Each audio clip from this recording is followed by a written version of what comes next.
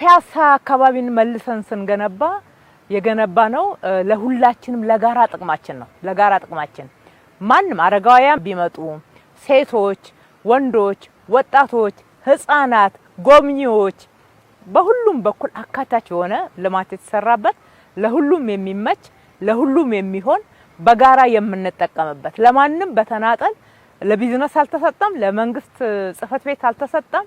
የተደረገው ጥንታዊነቱንም የጋራ ታሪካችንን መልሰን የምናስታውስበት ታሪክን ደግሞ በጋራ መልሰን የገነባንበት ስፍራ ሆኗል። ከአድዋ ነው የሚጀምረው ታሪካችን። ፒያሳ መልሶ መገንባት ውስጥ ነው አድዋን የገነባነው። አካባቢው ላይ ያሉትን ቅርሶች አደስን።